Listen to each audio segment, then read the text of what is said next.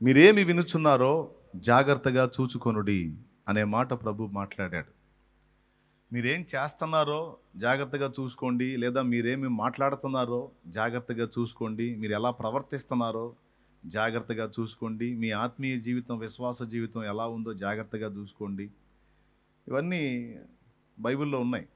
మీ మాటలు జాగ్రత్త అని, మీ భక్తి, మీ విశ్వాసం, మీ ప్రార్థన, మీ ఆత్మీయ జీవితం ఇవన్నీ జాగ్రత్త అనే హెచ్చరికలు బైబిల్‌లో ఉన్నాయి. దేహాన్ని జారత్వానికి దూరంగా ఎలా కాపాడుకోవాలి, జాగ్రత్త పడాలి, మీ ఘటాల్ని జాగ్రత్తగా కాపాడుకోవాలనే విషయాలు కూడా బైబిల్‌లో ఉన్నాయి. వీటన్నిటితో పాటు ఒక ప్రత్యేకమైన మాట, మీరు ఏం వింటున్నారో కూడా మీరు జాగ్రత్తగా చూసుకోండి అనే మాట సాక్షాత్తు యేసు ప్రభువే మాట్లాడాడు. ఇది ఏ ఘట్టంలో మాట్లాడాడంటే, విత్తువాన్ని గూర్చిన ఉపమానం చెప్పినప్పుడు ఈ విషయాలు మాట్లాడాడు ఆయన. ఆయన చుట్టూ జన సమూహం ఉన్నారు చాలామంది. ఆయన్ని విమర్శించాలని వచ్చినోళ్ళు ఉన్నారు. ఆయన దగ్గర తప్పులు పట్టాలని వచ్చినోళ్ళు ఉన్నారు. ఆయన అద్భుతాలు చేస్తే చూడాలని వచ్చినోళ్ళు ఉన్నారు. రొట్టెలు చేస్తే తిందామని వచ్చినోళ్ళు ఉన్నారు. అలాగే భక్తిగా నిజంగానే ఆయన్ని ప్రేమించి వచ్చినోళ్ళు ఉన్నారు. ఒక గుంపు సమూహం అయితే ఆయన చుట్టూ ఉన్నారు. అయితే ఆయన వారి వైపు తిరిగి పలికినటువంటి మాటలు ఇవి. విత్తువాడు విత్తనములు తీసుకొని పొలములో చల్లుటకు బయలు వెళ్ళెను. అతడు చల్లుచుండగా కొన్ని త్రోవ పక్కన పడెను. త్రోవ పక్కన పడినటువంటి విత్తనములను అప్పుడే ఆకాశ పక్షులు వచ్చి తినివేశాను. కొన్ని అతడు చల్లుచుండగా రాతి నేలను పడెను. అక్కడ చాలా మన్ను లేనందున అవి పడి కొంచెం మళ్ళీ మొలిచెను కానీ వేరు తినడానికి కింద రాతి పొర అడ్డొచ్చినందున సూర్యుని ఎండవేడిమి తగలగానే అవి మాడిపోయాను. మరికొన్ని ముళ్ళ తుప్పలలో పడెను. మరికొన్ని ఎక్కడ పడెను? ముళ్ళ తుప్పల్లో పడెను. అయితే అవి కూడా కొంత మేరకు ఎదిగెను కానీ వాటికంటే ముళ్ళ తుప్పలు ఇంకా ఎక్కువగా ఎదిగి వీటిని అణచివేశాను గనుక అవి కూడా నిష్ఫలమాయను. కొన్ని మంచి నేలను పడెను. ఏం పడెను? కొన్ని మంచి నేలను పడెను. ఆ పడినవి చక్కగా నాటబడి మొలకెత్తి ఎదిగి ఫలించినవి. అవి ఒకటి 30 ఒకటి 60 ఒకటి 100 ఫలించెను. వినుటకు చెవులు గలవాడు ఈ సంగతులు వినుగాక అన్నాడు. అది యేసయ్య చెప్పినటువంటి విషయం. సరే, అక్కడ ఉన్నోళ్ళు దాని గురించి ఏం ప్రశ్నించలా. ప్రభు యొక్క శిష్యులు విన్నారు. తర్వాత అడుగుదామలే, ఇప్పుడు జనాల్లో ఉన్నాడు కదా, ప్రశాంతంగా ఉన్నప్పుడు అడుగుదామని అప్పటికి మౌనంగా ఉండి, ఆయన ఏకాంతంగా ఉన్నప్పుడు ఆయన దగ్గరికి వెళ్ళి, ప్రభువా, నువ్వు ఏదైనా ఉపమాన రీతిగా మార్మికంగా బోధిస్తున్నావు, ఎందుకని తేటగా బోధించట్లేదు? ఇందాక నువ్వు విత్తువాన్ని కూర్చున్న ఉపమానం చెప్పావు కదా, నువ్వు ఏది చెప్పినా ఉపమానంతో చెప్తున్నావు, ఉపమానం లేకుండా ఏది చెప్పట్లేదు. ఎందుకయ్యా, మాకు తేటగా అర్థమయ్యేటట్టు చెప్పొచ్చు కదా, ఎందుకు మార్మికంగా చెప్తున్నావు అని అడిగారు. అప్పుడు ప్రభు అన్నాడు, దేవుని పరలోక రాజ్య మర్మములు తెలుసుకున్నటకు అందరికీ ఆయన అవకాశం ఇవ్వలేదు. 11వ వచనం, మార్కు 4:11. అందుకు ఆయన, దేవుని రాజ్య మర్మములు తెలుసుకోవటం అనేది మీకు అనుగ్రహించబడింది, వాళ్ళకి అనుగ్రహించబడలేదు. కాబట్టి వాళ్ళకి ఉపమాన రీతిగా బోధించబడుతుంది మార్మికంగా. ఇప్పుడు మీరు వచ్చినట్టు వాళ్ళు కూడా వచ్చి నన్ను అడిగితే నేను వివరిద్దును, కానీ వాళ్ళు రాలేదు చూడండి. వాళ్ళు తెలుసుకోవడానికి ప్రయత్నం చేయలే. హలో, వింటున్నారా?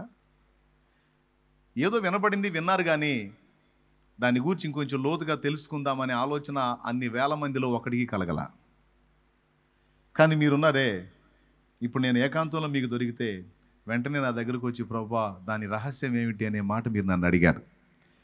మీకు కలిగిన ఈ ఆకలి వాళ్ళకు కూడా కలగొచ్చుగా, మీకు కలిగిన ఈ ఆలోచన వాళ్ళకు కూడా కలగొచ్చుగా, మీతో పాటు ఇంకా కొంతమంది వచ్చి అడగొచ్చుగా నన్ను, కానీ ఎవడు అడగల. మరి నా మాటల మీద సరైనటువంటి గౌరవం లేనప్పుడు నా రహస్యాలు ఎందుకు చెప్పాలి అతనికి, వాళ్ళకి? ఎవడికి ఆశ ఉందో, ఎవడికి ఆకలి ఉందో, ఎవడికి ఇంట్రెస్ట్ ఉందో, ఎవరికి శ్రద్ధ ఉందో వానికే చెప్తాను నేను. Praise the lord. అది మీకు అనుగ్రహించబడింది, మీరు ధన్యులని అప్పుడు వాళ్ళకి చెప్పడం మొదలుపెట్టాడు. ఇక్కడ పాయింట్ ఏంటంటే,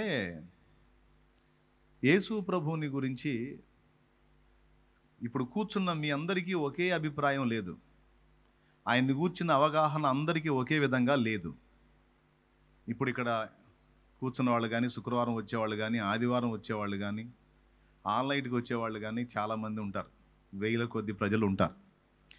ఆన్లైన్లో లైవ్ ఫాలో అయ్యేవాళ్ళు, జూమ్ ద్వారా ఫాలో అయ్యేవాళ్ళు, మొత్తం కలిపి వేల సంఖ్యలో ఉన్నారు. ఇప్పుడు ఇంతమంది ఈరోజు ఈ వర్తమానం వింటున్నారు కదా, మీ అందరిని గురించి ఒక మాట చెప్పనా నేను, అందరికీ యేసు ప్రభుని గురించి ఒకే విధమైన అవగాహన లేదు. కొంతమందికి కొన్ని విధములైన అవగాహనలు ఉన్నాయి. సేవకులు గుర్తించాల్సింది ఏంటంటే, ఇది సేవ చేసే ప్రతి ఒక్కరికి ఒక పాఠం. ఇప్పుడు మనం వాక్యం చెప్తున్నప్పుడు చాలామంది జనం కూర్చొని ఉంటారు.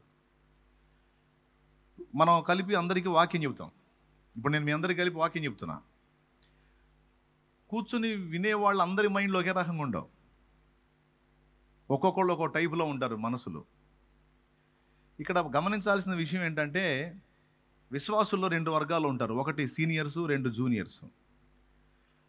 సీనియర్స్గా ఉన్నటువంటి విశ్వాసులకి బేసిక్స్ తెలుసు. అసలు యేసు ప్రభు ఎందుకు దేవుడు, ఆయన ఎందుకు ఫాలో అవ్వాలి, ఆయనకి మిగిలినటువంటి క్రమాలకు ఉన్న వ్యత్యాసం ఏమిటి, మనం అన్ని వదిలిపెట్టి యేసు ప్రభుని ఎందుకు నమ్ముకున్నాం అనేటువంటి బేసిక్స్ పాయింట్స్ ఏవైతే ఉన్నాయో, బేసిక్ పాయింట్, ఆ బేసిక్స్ అన్నీ కూడా సీనియర్స్కి తెలుసు, జూనియర్స్కి తెలియదు. పాపం అందరితో పాటు వచ్చి కూర్చుంటారు. ఏదో బైబిల్లోంచి ఆ మత్తయి, మార్కు, లోకా, యోహాను సువార్తలోంచి యేసు ప్రభు గురించి చెప్పిన 4 మాటలకు అది తింటారు. యేసు ప్రభు గురించి చెప్పారని. ఇక మనం అబ్రహాము, దానియేలు, దావీదు, మోషే అన్నామంటే వాళ్ళకి సచిన అర్థం కాదు. ఆ మోషే ఎవరో ఏందో, ఈ పేర్లే విచిత్రంగా ఉన్నాయి అనుకుంటారు అన్యులు. అబ్రహాం ఏందో, నేను వింతగా అనుకునేవాడిని. అబ్రహాం అనే పేరు వినబడితే ఏం అబ్రహాం రా, దబ్బరకం లాగానేవాడిని. తెలియనప్పుడు, నాకు తెలియదు కదా, వెటకారం చేసేవాడిని. దానియేలు అంటే ధనియాలని, అంటే ఆ పేర్లే కొత్త. అలాంటప్పుడు మనకి కొద్దిగా ఇబ్బందిగా ఉంటుంది, అర్థం కావాలి. కానీ అబ్రహాం గురించి చెప్పినా, దావీదు గురించి చెప్పినా, దానియేలు గురించి చెప్పినా, మోషే గురించి చెప్పినా, ఎవరి గురించి చెప్పినా సీనియర్స్కి అర్థమైంది. ఎందుకంటే వాళ్ళు బైబిల్ చదివారు, వాళ్ళకి యేసు ప్రభు తెలుసు. అలాగే యేసు ప్రభుని సేవించినటువంటి పాత నిబంధన భక్తులు, క్రొత్త నిబంధన భక్తులు కూడా వాళ్ళకి తెలుసు, అవగాహన ఉంటుంది. ఇక్కడ జరగాల్సిన తంతు ఏంటంటే, చర్చికి చాలామంది వస్తారు, వెళ్తూ ఉంటారు, కానీ పక్కవాడికి అవగాహన కల్పించరు. ఇది దరిద్రం నంబర్ 1. చిన్న సంఘం దగ్గర నుంచే ఇది నేర్పుకుంటే చాలా బాగుంటుంది విశ్వాసులకి. ఇప్పుడు నలుగురిలో నతానియేలు, గుంపులో గ్లోరీ అని ఒక జోక్ ఉంది, అర్థమైందా? అందరిలో నేను ఒకడిని వచ్చాను పోయాను, పక్కోడితో నాకెందుకు. అందరిలో నేను ఒకదాన్ని వచ్చాను పోయాను, పక్కోళ్ళతో నాకెందుకు అని సర్దుకుపోయేటువంటి విశ్వాసుల వలన చాలా వరకు ఆత్మల రక్షణ కార్యం జరగట్లేదు. రక్షణలోనికి వద్దాం అనుకుని చర్చికి వచ్చిన విశ్వాసులు సైతం కొంతమంది అవగాహన లేక తిరిగి శాపగ్రస్తమైన అనుభవాల్లోకి వెళ్ళిపోతున్నారు. వీళ్ళు అవగాహన కల్పిస్తే ఏం అవగాహన కల్పిస్తారు తెలుసా? మనవాళ్ళు అవగాహన కల్పిస్తే కొద్దిగా ప్రార్థన గురించి చెబుతారేమో, కొంతమంది అది కూడా చెప్పరు. ఎందుకు వస్తారు? ఖర్చు ఇవ్వండి, ఎప్పుడు చూడలేదా? నాకెళ్ళి చూడకుండా అటు చూస్తారు ఏంది? ఇంకటి ఇటు తిరగవాకండి, ఎక్కడో అక్కడ కూర్చోండి. సీరియస్ మ్యాటర్, సీరియస్, జాగ్రత్తగా వినాలి, అందరికీ ఉపయోగపడుద్ది. పాస్టర్లు కూడా అడుగు జారుతుంది ఇక్కడే, విశ్వాసులు తేడా పడుతుంది ఇక్కడే. అన్యులైన వాళ్ళు దేవుని పాదాల చెంతకు వచ్చినప్పుడు దశంభాగాలు ఇచ్చేదాని గురించో, లేకపోతే ఇంకో దాని గురించో వాళ్ళకి అవగాహన కల్పించడం కాదు, కానీ వాటన్నిటికంటే ముందు అసలు యేసు ఎందుకు దేవుడు. ప్రపంచంలో దాదాపు 60% మంది ప్రజలు యేసు ప్రభుని ఎందుకు హత్తుకున్నారు, యేసు ప్రభుని ఎందుకు ఫాలో అవుతున్నారు, మన గతంలో ఉన్నదేంటి, మన గతంలో ఫాలో అయిన దానికి యేసు ప్రభుకున్న వ్యత్యాసం ఏంటి అనే బేసిక్ పాయింట్ నేర్పాలి. చాలామంది సీనియర్స్గా ఉన్నోళ్ళకే నాకు తెలిసావదని నా నమ్మకం. అది దరిద్రం అన్నాను చూడు. దరిద్రం అని ఎందుకు అన్నానంటే ఇందుకే అన్నాను. ఇప్పుడు మిమ్మల్ని నిలబెట్టి ఒకళ్ళని అడుగుతా, అసలు యేసు ప్రభుకి మిగిలిన వాళ్ళకి ఉన్న తేడా ఏంటి, యేసు ప్రభుని నమ్మకపోతే ఏం జరిగేది, యేసు ప్రభుని నమ్మితే వచ్చేది ఏంది, అసలు యేసు ప్రభుకి మిగిలినటువంటి భక్తి మార్గాలకు ఉన్న వ్యత్యాసం ఏంటనేది నేను అడిగితే నువ్వు చెబుతావా? ఎంతమంది చెబుతారో చేతులు ఎత్తండి. నేను చెబుతాను అన్నోళ్ళు చేతులు ఎత్తండి. ఇట్ట కాదు, సరిగా దమ్ముంటే చెయ్యొద్దు అంతే. నువ్వు బ్రదర్ మీరు చెప్పండి, ఎంతమంది చెప్పగలరు యేసు ప్రభుకి గతంలో మనం ఫాలో అయిన భక్తి మార్గానికి ఉన్న వ్యత్యాసం ఏంటి అనేది నేను అడిగితే మీరు ఎంతమంది చెప్పగలరో చేయొద్దండి. ఒకరు ఇద్దరు మాత్రం చేయెత్తారు జెంట్స్లో, అంటే మిగిలిన వాళ్ళు ఎవరికీ తెలియదు. లేడీస్ మీరు చెప్పండి, ఎంతమంది చెప్పగలరు యేసు ప్రభుకి మిగిలిన భక్తి మార్గాలకి తేడా ఏంటి? స్త్రీలలో దాదాపు ఓ 25-30 మంది చేతులు మాత్రమే లేచినాయి. అంటే మిగిలిన చాలామంది ఉన్నారు కానీ వాళ్ళు మరి చేతులు ఎత్తలా, అంటే తెలియదు. పోనీ జూమ్లో ఉన్న వాళ్ళని అడుగుదాం, వాళ్ళ రంగు కూడా బయటపడిద్ది. ఆ జూమ్లో ఉన్న వాళ్ళకి మీరు చెప్పండి, ఎంతమంది చెప్పగలరు యేసు ప్రభుకి గతంలో మనం ఫాలో అయిన భక్తి మార్గానికి తేడా ఏంటి అనేది మీరు చెప్పగలరా? ఎంతమంది చెప్పగలరు? మీ చేతులు ఎత్తి చూపించండి, నేను చెప్పగలను బాబు అని. రైట్, అక్కడ కూడా చూడండి, మీకు జూమ్లో కనపడుతున్నారు చూడండి, ఎన్ని చేతులు లేచినాయి? దాదాపు 2-3 లేచినాయి, లేదా 4-5 లేచి కనపడుతున్నాయి చేతులు, అంతే. ఇక మిగిలిన వాళ్ళు అందరూ చేతులు ఎత్తడానికి భయపడ్డారు. మహా అయితే ఒక 10 మంది చేతులు ఎత్తుంటారేమో అంతమందిలో. ఇప్పుడు పాస్టర్లు, దైవజనులు ఒకసారి చూడండి ఎంత దారుణమో ఇది. అంటే యేసు ప్రభు ఎందుకు దేవుడు, యేసు ప్రభు మార్గమే ఎందుకు సత్యం, మిగిలిన ఎందుకు కాదు అనే బేసిక్ పాయింట్ వీళ్ళల్లో చాలామందికి తెలియదంట. మరి ఇంత సంఘంలో ఇంతమంది తెలియని వాళ్ళు తేలితే మరి మీరు నడిపించే సంఘాల్లో ఉన్న వాళ్ళకి అసలు ఏమాత్రం తెలుసు?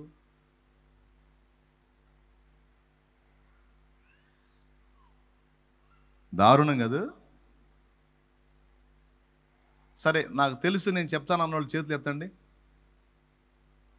నాకు అవగాహన ఉందయ్యా, నేను తేడా చెప్తాను అని. ఇందాకేమో చాలామంది చేతులు ఎత్తారు, ఇప్పుడేమో ఒక 5-4 ఎత్తుతున్నారు.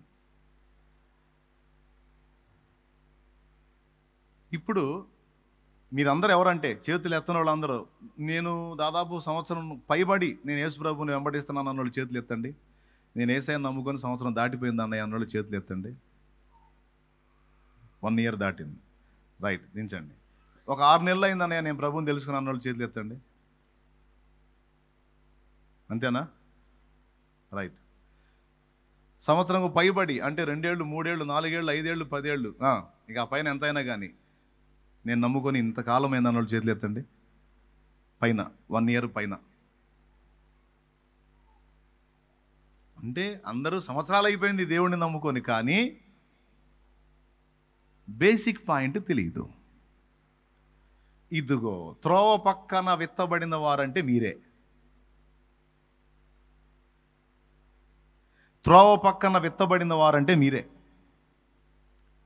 మీ హృదయాలు ఎలా ఉన్నాయంటే త్రోవ పక్కన విత్తబడిన విత్తనాలలాగా మీ హృదయాలు త్రోవలాగా గట్టిపడిపోయిన నేలలాగా ఉన్నాయి. తిట్టుకోవాకండి నన్ను, ఒకవేళ తిట్టుకున్నా పర్వాలా, నేనేమో దాన్ని లక్ష్య పెట్టను. కానీ ఏదైనా ఒక పనికి మనం పూనుకున్నప్పుడు, అది భక్తి మార్గం కానీ, ఏదైనా చేసే చేతి పని కానీ, ఒక కుటుంబం కానీ, ఏదైనా సరే ఒక పనికి మనం పూనుకున్నప్పుడు దాని గురించి తెలుసుకోవాలా లేదా? తెలుసుకోవద్దు. బుద్ధిహీనంగా ఎట్టబెడితే అట్ట సంఖలో బైబిల్ పెట్టుకుని నీకు వాళ్ళని చూసి వీళ్ళని చూసి పరిగెత్తుతావా? బుర్ర ఉండొద్దా? తెలుసుకోవద్దా? ఆలోచించొద్దా? స్పష్టత ఉండొద్దా? చెప్పు నాకు. స్పష్టత లేకుండా నువ్వు చేసే భక్తి ఏం భక్తి? అసలు ఏం అర్థం కాకుండా నువ్వేం చేయగలుగుతావు? అసలు ఇన్ని సంవత్సరాల నుంచి ఏం నేర్చుకున్నావు? నేను చెప్పగలనయ్యా, 2 మాటలు చెప్పగలనయ్యా అని ధైర్యంగా చేయెత్తలేకపోయావే నువ్వు. ఇప్పుడు కాదు, అసలు ఆదివారం అడగాల, అప్పుడు ఇంకా సరుకు తేలిద్ది. దేవునికి స్తోత్రం. గట్టిగా చెప్పండి. అంటే ఇప్పుడు ఉన్న వాళ్ళలో, స్త్రీలలో ఒక 25 చేతులు లెగిస్తే పురుషుల్లో ఒక 3-4 చేతులు లేచినాయి అంతే. వాళ్ళు కూడా ఇక్కడ దాకా వచ్చి నిలబడి మాట్లాడాయంటే నాకు తెలిసి షేక్ మస్తాన్లు అవుతారు. ఏం మస్తాన్లు? షేక్ మస్తాన్లు అవుతారు నాకు తెలుసు. ఏడ దాకా వచ్చి చెప్పండి అనే అవకాశాలు ఉంటాయి, అది కూడా చెప్తున్నాను. నా బాధ ఏంటంటే ఇలాగా కనీసం బేసిక్స్ తెలియకుండా ఏదో నేను చర్చికి వెళ్ళాను, నాకు రోగం తగ్గింది, చర్చికి వెళ్ళాను అప్పు తీరింది, చర్చికి వెళ్ళాను మనశ్శాంతిగా ఉంది అని ఈ ముచ్చట్లు కాదు. నాకు తెలిసి మిమ్మల్ని చెప్పమంటే మీరు ఏం చెబుతారు తెలుసా? నేను చర్చికి రాకముందు చాలా అప్పుల్లో ఉన్నాను, చర్చికి వచ్చినాక అప్పులు తీరినాయి అని చెబుతావు నువ్వు. లేకపోతే ఒక గడ్డ ఉంది కడుపులో, చర్చికి పోయినాక గడ్డ పోయింది, అందుకని నేను యేసు ప్రభువుని నమ్ముకున్నానని చెబుతావు. ఇదే పునాది. అమ్మాయికి పెళ్లి కాపోతుంటేను మా ఇంటి పక్కన వాళ్ళు చెప్పారు, చర్చికి రా అయ్యిద్ది అన్నారు. అందుకని చర్చికి పోతేను అయింది. మా అమ్మాయికి బాగా లేకపోతే చర్చికి రా, నీకెందుకు బ్రహ్మాండంగా ఉంటుంది మీ అమ్మాయి కంటే, చర్చికి పోతేను కాకపోతే మా అమ్మాయి ఈ మధ్యకాలంలో బాగానే ఉంటుంది అందుకని పోతున్నా.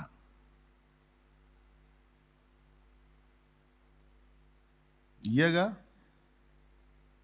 నువ్వెందుకు పోతున్నావు బ్రదర్ అంటే, మనం అంతకుముందు వ్యసనాల్లో ఉన్నాం, కాస్త చర్చికి పోతే అవన్నీ పోతాయని అంటే మా వాడు ఫ్రెండు, అందుకని వెళ్తున్నా, కొద్దిగా అడుగు పోయినా కొంచెం పర్లేదులే. అంతేగాని ఇంక అంతకుమించి ఏం తెలియదు. ఇక కొంతమందిని అడిగితేనేమో అంత అప్పులు మయమైపోయింది, ఏం చేసినా డబ్బులు మిగలటల్లా, అన్ని గుళ్ళు గోపురాలు అన్నీ తిరిగి ఇసుగు పుట్టింది. అందుకని వాడు బంధువు ఒకడు ఉన్నాడులే, చర్చికి వెళ్తే వాడు ఈ మధ్యకాలంలో కొంచెం బాగున్నాడు. అంతకుముందు ఫుల్ అప్పుల్లో ఉన్నాడు, ఈ మధ్య 2 స్టేర్లు బిల్డింగ్ కట్టాడు, కాస్త పొలంగా ఉన్నాడు, బాగానే ఉంది వాడి పని. అందుకని వాడిని కలిసి చేయందిరా నీ పరిస్థితి ఎట్లా బాగుపడ్డాయి అంటే, వాడు చర్చికి పోతున్న కాడి నుంచి నాకు బాగుంటుంది అన్నాడు. అందుకని నేను కూడా చిన్నగా దారి పట్టాను. దాదాపు నాకు తెలిసి విశ్వాసుల్ని కదిలిస్తే విశ్వాసుల్లో 60% మంది, ప్రతి 100లో 60 మంది చెప్పే ముచ్చట్లు ఇయే తమ్ముడు, పచ్చి నిజం. అంటే ఈ వైఫల్యం ఎవరిది? నంబర్ 1 దైవజనుడిది, నంబర్ 2 దైవజనుడు అవగాహన కల్పించినా అవతల వాళ్ళని పట్టించుకొని విశ్వాసుల్ది. నేను ఫస్ట్ నుంచి కొట్టుకునే మాట ఏంటో తెలుసా? ఏ పని చేసినా ముందు దాని గురించి తెలుసుకోవాలి. మనకి ఎవరన్నా ఏదన్నా చెబుతుంటే ఏం వింటున్నామో జాగ్రత్తగా చూసుకోవాలి. అది కదా ఫస్ట్ చదివించింది నేను. మీరేమి వినుచున్నారో జాగ్రత్తగా చూసుకోండి అని కదా చదివించింది. సంవత్సరాల కొద్దీ దేవుని మాటలు వింటా ఎన్నోసార్లు నేను సువార్త చెప్పగా విన్నారు. సెల్ ఫోన్లో అప్పుడప్పుడు వాక్యాలు వింటానే ఉన్నారు. నేను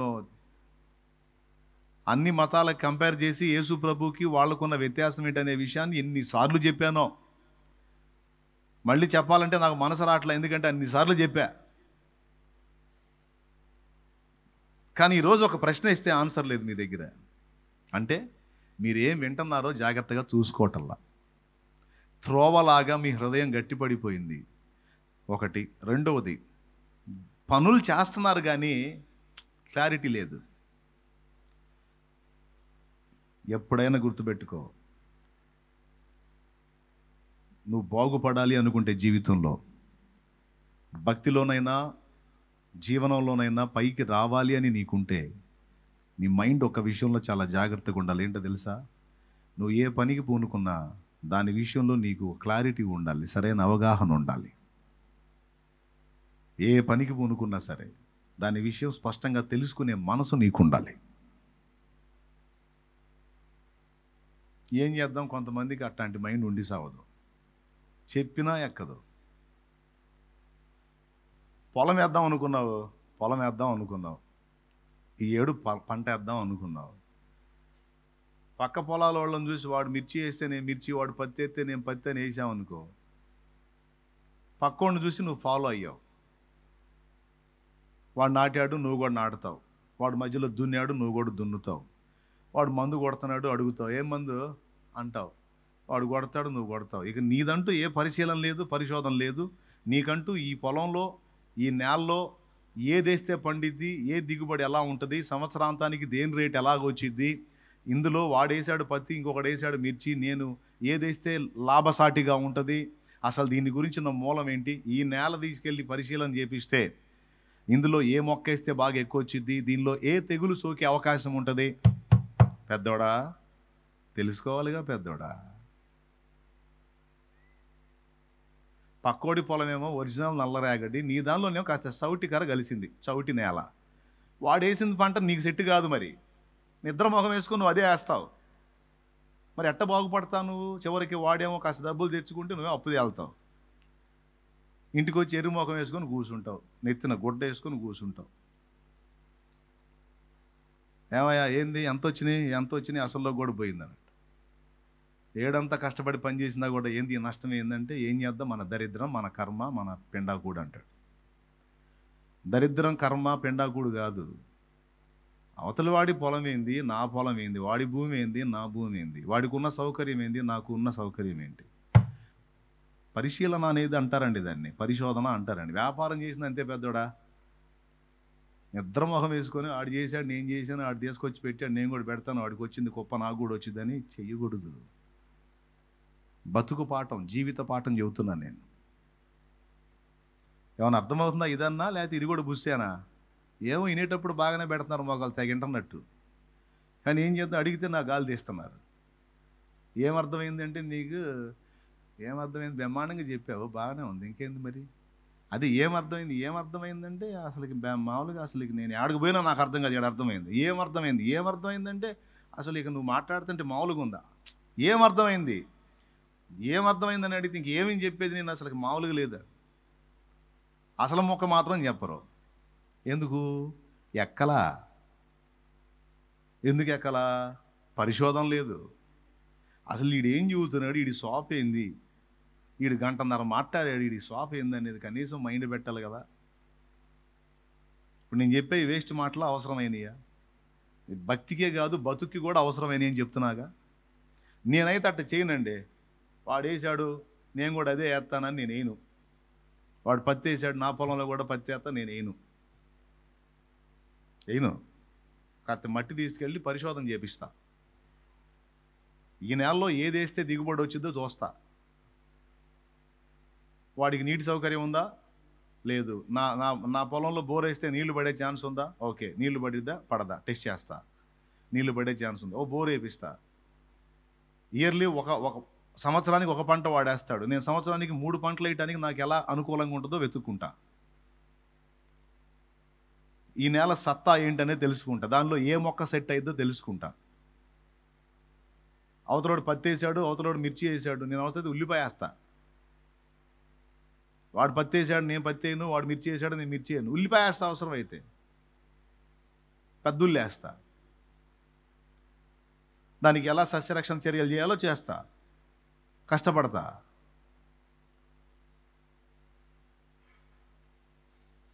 అది పనిచేసే పద్ధతి. అది ఏమైనా అర్థమైంది నేను చెప్పింది? కాలేదా? నీ కర్మ. అయిందా కాలేదా?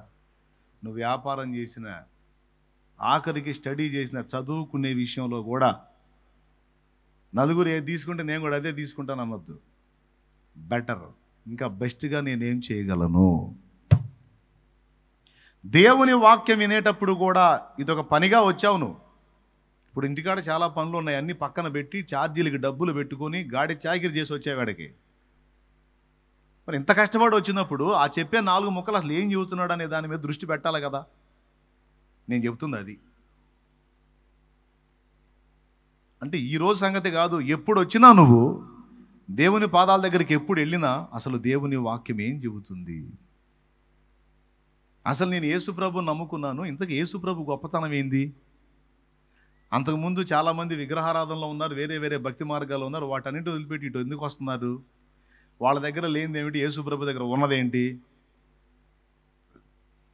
దీన్ని పునాది సత్యం అంటారు, బేసిక్ పాయింట్. నేను చెప్పింది నిజమా కాదా? ఎందుకు నమ్ముకున్నామంటే జబ్బు తగ్గిందని, అప్పు తీరిద్దని, సమస్యలు పోతాయని. కొంతమంది విరక్తితో వస్తారు.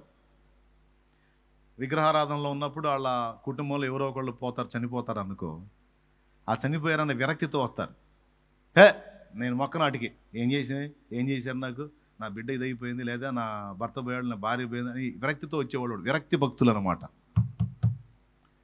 ఆ విరక్తితో వచ్చి కూర్చుంటారు చర్చిలో. ఎందుకు వచ్చామంటే, అవి నమ్మాను, అవి నా బిడ్డను చంపేసింది, వేస్ట్, నేను వాటికి మొక్కను, నేను యేసుప్రభు దగ్గరికి వచ్చేస్తాను.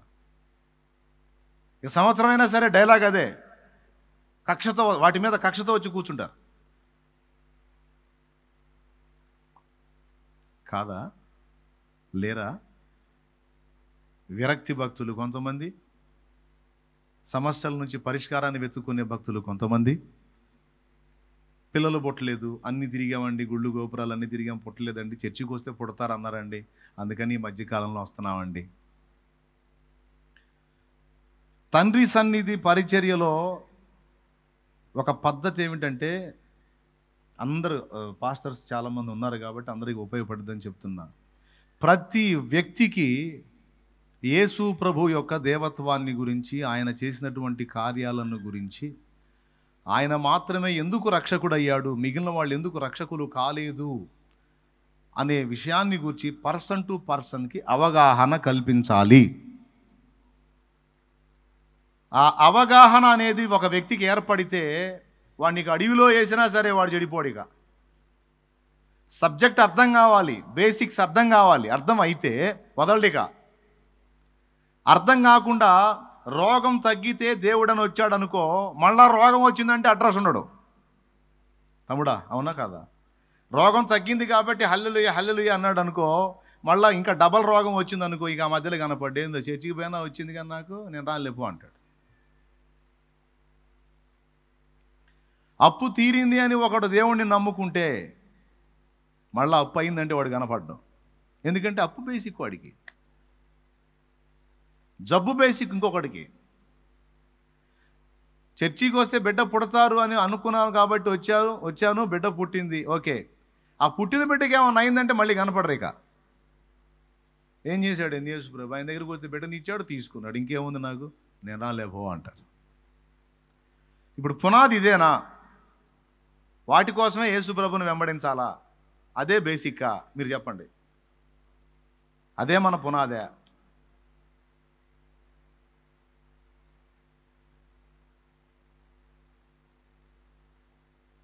అది కాదుగా. మీరు చెప్పండి, ఎందుకు నమ్ముకున్నారు మీరు యేసు ప్రభుని? సరే, అందరూ కలిపి చెప్పండి. లోకంలో చాలామంది దేవీ దేవతలు ఉన్నారు కదా. గతంలో మనం మొక్కినోళ్ళు, పిచ్చగా తిరిగినోళ్ళు చాలామంది ఉన్నారు కదా. వాళ్ళందరినీ వదిలిపెట్టి ఎందుకు యేసు ప్రభు దగ్గరికి వచ్చారు మీరు? నాకు చెప్పండి, అందరూ కలిసి చెప్పండి. మీ అవగాహన చెప్పండి, నేను మిమ్మల్ని ఎగతాళి చేయను. చెప్పండి, మీకేం అర్థమైంది?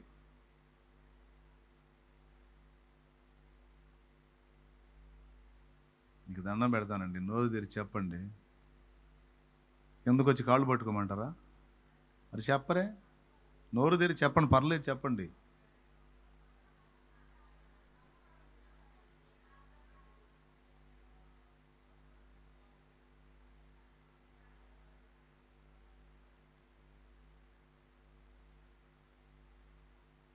సరే, ఏదో మానస చెప్పిద్దేమో చూద్దాం. చెబుతా మానస, మైకి పంపించాయటు.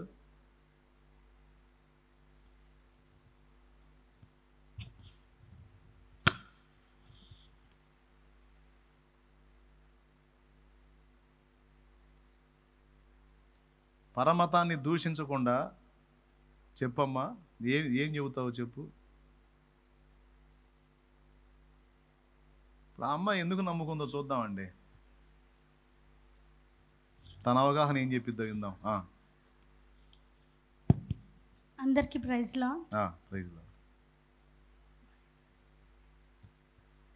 నేనైతే విగ్రహారాధ కుటుంబం నుంచే వచ్చాను. నేనైతే యేసుక్రీస్తులోకి మొదటిగా అయితే పరిస్థితులను బట్టి వచ్చాను. తర్వాత ఆయన ప్రేమను బట్టి ఆయన హత్తుకున్నాను. నా కోసం ప్రాణం పెట్టి నన్ను ప్రేమించిన వ్యక్తిగా ఆయన నేను తెలుసుకున్నాను. అనేకులైతే చెప్పేవారిగా ఉన్నారు కానీ చేసి చూపించేవారిగా ఎవరు లేరు. ఈయన బ్రతికి చెప్పాడు ఇలా బతకండి అని. అదొకటి. ఇంకొకటి, ఒక మనిషి పుట్టిన కాడి నుంచి చనిపోయేదాకా ఎలా బ్రతకాలి అన్నది ఎక్కడికైనా వెళ్ళి దండం పెట్టుకొని వచ్చేస్తాంలే కానీ మనకి చెప్పేవాళ్ళు ఎవరు ఉండరు. కానీ ఈయనైతే ఒక చిన్న బిడ్డ ఎట్లా బతకాలో, ఏ వయసులో మనం ఎలా బ్రతకాలో ప్రతిదీ మనకి బైబిల్ ద్వారా నేర్పాడు. ఇంకొకటి, చనిపోయిన తర్వాత నాకు మార్గం, బతుకున్నప్పుడు ఎన్నో మార్గాలు ఉన్నా కానీ చనిపోయిన తర్వాత నరకం తప్పించడానికి ఆయన ఒక్కడే మార్గం అయ్యాడు. ఎందుకు? తన ప్రాణం పెట్టి నా కోసం మార్గం వేశాడు. మిగిలిన వాళ్ళు అలా చేయలేదు నా కోసం.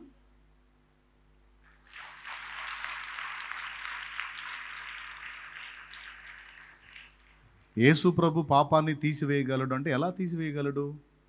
మిగిలిన వాళ్ళు ఎందుకు తీసివేయలేకపోయారు? యేసు ప్రభు మాత్రమే అలా తీసివేయటానికి ఆయనకున్న హక్కు ఏంటంటే, మిగిలిన వాళ్ళు మన పాపాల కోసం చనిపోలేదు, యేసు మన పాపముల నిమిత్తము చనిపోయి తిరిగి లేచెను.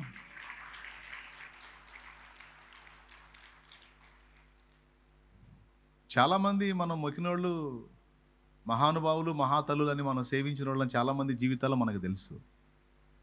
వాళ్ళ జీవితాలు ఏందో వాళ్ళు జీవించారు, కానీ మన పాపముల కోసం ప్రాణత్యాగం చేసి మనకు పొందాల్సినటువంటి శిక్ష తమ పొంది మనకు రక్షణ ప్రసాదించిన వ్యక్తులు ఒక్కళ్ళు లేరు. ఉంటే మనం సేవించవచ్చు, కానీ మనల్ని రక్షించడం కోసం తమను తాము ఆహుతించుకొని ధర్మశాస్త్రం ప్రకారం మనం పొందాల్సిన శిక్ష తమ మీద వేసుకొని మనకు బదులు వెల చెల్లించి తిరిగి లేచిన వ్యక్తులు ఒక్కళ్ళైనా లేరు. అది యేసు ప్రభులో కనపడింది. ఇది మనవాళ్ళు కూడా చెప్పారు. పూర్వం ఆర్యులు జంతు బలులు అర్పించారు. మనందరికీ తెలుసు, అది జంతు బలులు అర్పించారు. ఇప్పటికి కూడా కొన్ని ప్రాంతాల్లో బలులు అర్పిస్తూనే ఉన్నారు. జంతు బలులు జాతరల్లో, అక్కడక్కడ కొలుపుల్లో దేవర్లకి మేకల్ని, గొర్రెల్ని, పొట్టేళ్ళని బలిస్తూ ఉన్నారు. ఐడియా ఉందా? ఇప్పటికి కూడా ఈ పద్ధతి ఈరోజు కొత్తగా వచ్చింది కాదు, పురాతనమైన పద్ధతి. ఆరంభం నుండి కూడా మనుషులు అనుసరిస్తూ వచ్చిన పద్ధతి. ఈ సిస్టమ్ దేవుడే ఏర్పాటు చేశాడు. ఇది వింత. ఈ సిస్టమ్ దేవుడే ఏర్పాటు చేశాడు. ఏంటంటే మనుషులు పాపులు గనుక పాపి అయిన మానవుడు తన పాపాలతోనే దేవుని దగ్గరికి చేరడం సాధ్యం కాదు.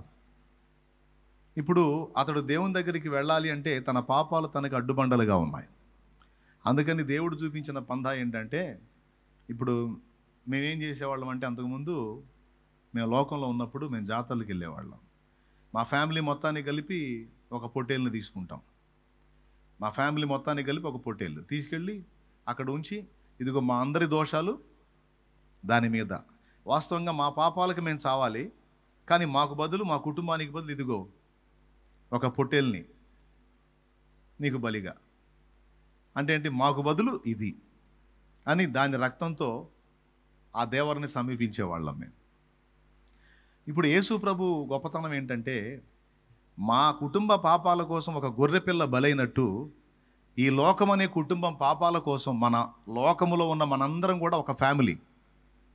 కులాలు మతాలు మనం కల్పించుకున్నాయి, కానీ అందరూ ఆదాము అనే ఆ మొదటి మనుషుడి నుండి వచ్చిన వాళ్ళే. దీనికి సైన్స్ కూడా సపోర్ట్ చేస్తుంది. ఎందుకంటే బ్లడ్ టెస్ట్ చేసినా అది వాస్తవం అని తేలుతుంది. అంటే ఒకరికొకరికి రక్త సంబంధం ఉంది అని. For example, O positive blood group వాళ్ళు చేతులు ఎత్తండి. నా బ్లడ్ ఓ పాజిటివ్ ఉన్న అన్నోళ్ళు చేతులు ఎత్తండి. రైట్. నా భార్య బ్లడ్ గ్రూప్ ఓ పాజిటివ్, అంటే మీకు ఆమెకి రక్త సంబంధం ఉంది. రైట్. ఏ పాజిటివ్ వాళ్ళు చేతులు ఎత్తండి. నా బ్లడ్ గ్రూప్ ఏ పాజిటివ్ అని. ఏ పాజిటివ్ వాళ్ళు చేతులు ఎత్తండి. ఇట్టగా అది ఇట్ట. రైట్. నాది ఏ పాజిటివ్ బ్లడ్ గ్రూప్, అంటే మీకు నాకు రక్త సంబంధం ఉంది. కులం గిలం బుస్సికి ఇక్కడ, కులం బుస్సే. ఏ పాజిటివ్ ఎంతమంది ఉన్నారు? మనం రక్త సంబంధి. బ్లడ్ నాది కూడా అదే. దేవునికి స్తోత్రం కలుగునుగా. ఇప్పుడు మన రక్తం అంతా కలుస్తుంది అంటే మనందరం కలిసి ఒకరి నుండి పుట్టిన వారమే. కాబట్టి ఈ భూమి మీద ఉన్న జనావళి మొత్తం ఒకటే కుటుంబం. ఒప్పుకుంటారా? నా ఓన్ ఫ్యామిలీ కోసం ఒక గొర్రెపిల్ల బలైనట్టు ఈ భూమి మీద ఉన్న మొత్తం కుటుంబం అంతటి కొరకు దేవుని గొర్రెపిల్ల అయిన యేసు బలై తిరిగి లేచాడు. Praise the lord. హల్లెలూయా. ఇలా మన పాపముల కొరకు ప్రతిగా ఒక గొర్రెపిల్ల బలైనట్టు దేవుని గొర్రెపిల్లగా యేసు బలై తిరిగి లేచాడు. ఈ విధంగా ఈ జగత్తు అనే కుటుంబం కోసం బలై తిరిగి లేచిన దేవి కానీ, దేవత కానీ, దేవుడు కానీ ఇంకొకళ్ళు ఎక్కడ కనబడని కారణం చేత అన్నీ పక్కన పెట్టి నా పాపముల కొరకు ప్రాయశ్చిత్తం జరిగించినటువంటి యేసునొద్దకు నేను వచ్చానండి. ఇందాక మానస చెప్పినట్టు నేను కూడా సమస్యలతోనే దేవుని దగ్గరకు వచ్చినా, ప్రభు దగ్గరకు వచ్చినాక మీలా కూర్చోలా, ఏదో వచ్చాం కాసేపు కూర్చున్నా లేచిపోదాం అన్నట్టు కూర్చోలా. అసలు ఈయన గొప్పతనం ఏంటి? ఈయన జస్ట్ రోగాలు తగ్గిస్తాడా, అప్పులు తీరుస్తాడా, సమస్యలు తీర్చేస్తాడా, లేకపోతే ఇంకెంతకు మించి ఏమన్నా ఉందా అంటే అవన్నీ చిన్నవి. వీటన్నిటికంటే డేంజర్ నరకం. ఆ నరకం నుంచి ఆత్మను రక్షించడానికి ఇదిగో ఈయన మన పాపాలు తన మీద వేసుకొని మోసి ప్రాణం పెట్టి సిలువలో చిత్రవదను అనుభవించి చనిపోయి సమాధి చేయబడి లేఖనముల ప్రకారం 3వ నాడు తిరిగి లేచి మన పాపములకు శాశ్వత విమోచన కలిగించిన ఏకైక వ్యక్తి యేసు ప్రభు అని అర్థమైంది. అది బేసిక్ పాయింట్. ఎందుకు నమ్ముకున్నావు యేసు ప్రభు నువ్వంటే ఏం చెప్తావు నువ్వు? అప్పులు తీరినాయనే, పిల్లలు పుట్టకపోతేనో వచ్చే పుట్టారులే అందుకనే, మళ్ళీ అయితే కాలు జాలు వచ్చిందండి అందుకని ప్రభు దగ్గరికి పోతే కాలు జాలు తగ్గిందని అందుకనే. నీ ప్రభు చల్లంగా ఉండ, దేవునికి స్తోత్రం. అవన్నీ చేస్తాడు ప్రభు, కానీ అటన్నిటికంటే ముఖ్యంగా నీ కోసం ప్రాణం పెట్టాడు యేసయ్య. ఈ పునాది సత్యం నీకు అర్థమైపోతే ఇక ఎవ్వరూ నేను చెడగొట్టలేరు. లేకపోతే వినండి జాగ్రత్తగా, లేకపోతే నీకు ఒక ప్రమాదం ఉంది. ఇప్పుడు నేను చెప్పిన ఈ సత్యాన్ని కానీ నీవు స్వీకరించకపోతే, నీకు ఇది అర్థం కాకపోతే, దీనిని బట్టి నువ్వు యేసును హత్తుకోకపోతే ఏ నాటికైనా సరే నువ్వు విశ్వాస భ్రష్టుడు అవుతావు, విశ్వాస భ్రష్టురాలి అవుతావు. ఏ నాటికైనా యేసయ్యను వదిలేసి వెళ్ళిపోతావు నువ్వు, గ్యారంటీ. ఈ మాట అన్న అర్థమైందా? వామ్మో నేను యేసయ్యను వదిలిపెట్టిపోవటం ఏంటి అనిపించలా నీకు?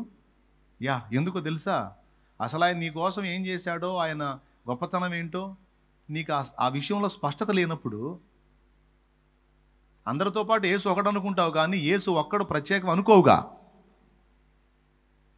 ఏంటమ్మా వేరు ప్రియుని కన్నా నీ ప్రియుని విశేషమేమి అని అడిగారు షోలమీతిని పరమగీతంలో.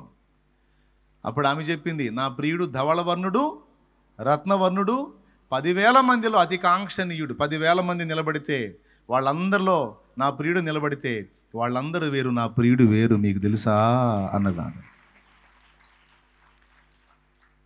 ధవళవర్ణుడు రత్నవర్ణుండు నా ప్రియుడు, ధవళవర్ణుడు రత్నవర్ణుండు నా ప్రియుడు, అవని 10,000 అతి శ్రేష్ఠుడా తండు, అవని 10,000 అతి శ్రేష్ఠుడా తండు, ఎవరు ఆయన కిలలో సమరూప పురుషుడు,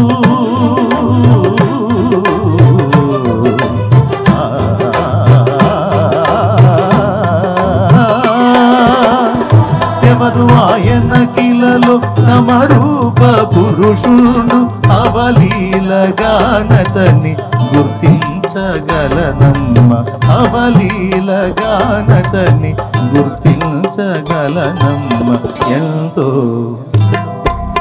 ఎంతో సుందరుడమ్మ తాను, నేనెంతో మురిసిపోయాను, ఎంతో సుందరుడమ్మ తాను.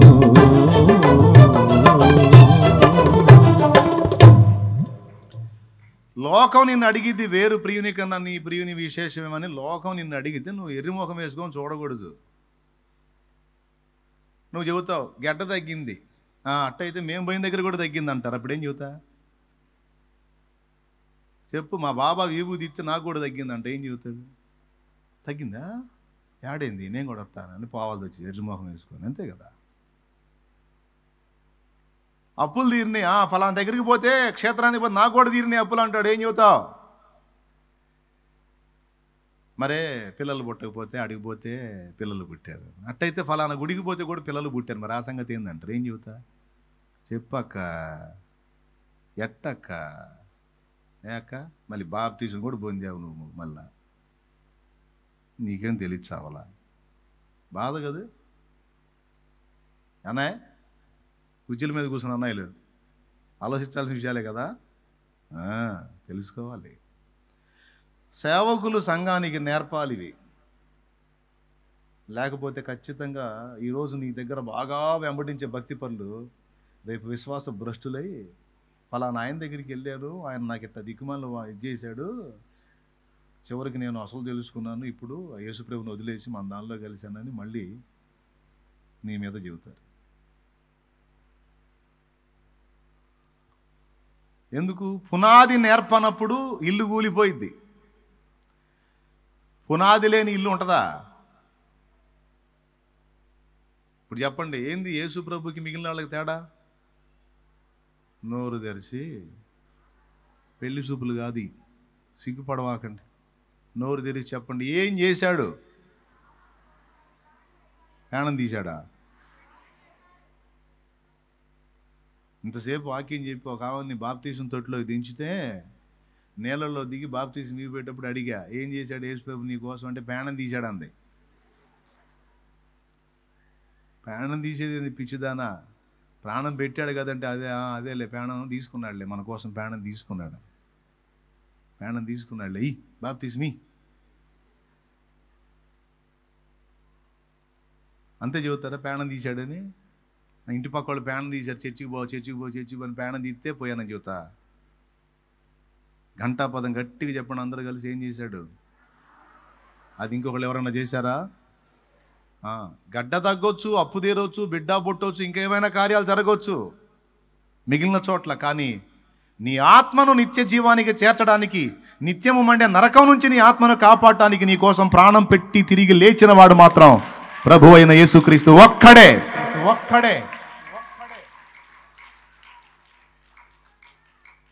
ఈ పని చేసినోడు ఇంకొకడు లేడు. అలా చేసిన వాడే పరమాత్మ, అలా చేసిన వాడే సృష్టికర్త, అలా చేసిన వాడే కన్న తండ్రి. ఎందుకంటే బిడ్డలు నాశనం అయితే బాధ కన్నోడికే ఉంటుంది, కానీ పక్కన తిరిగే పనికిమాలిన వాళ్ళకి ఉండదు. ఇప్పుడు రోడ్డు మీద చాలామంది ఉన్నారండి, బావిలో బిడ్డపడిందంటే బాధ ఎవడికి? పక్కన తిరిగే వాళ్ళు ఏమైనా దూకుతారేంది బావిలోకి? అదే కన్నోడైతే ఈతడం చేతకపోయినా సరే దూకుతాడు ముందు, ఎందుకంటే తను చచ్చైనా బిడ్డను బతికించుకుందామని.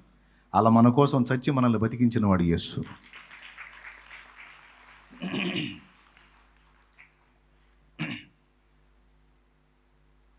ఇది పునాది.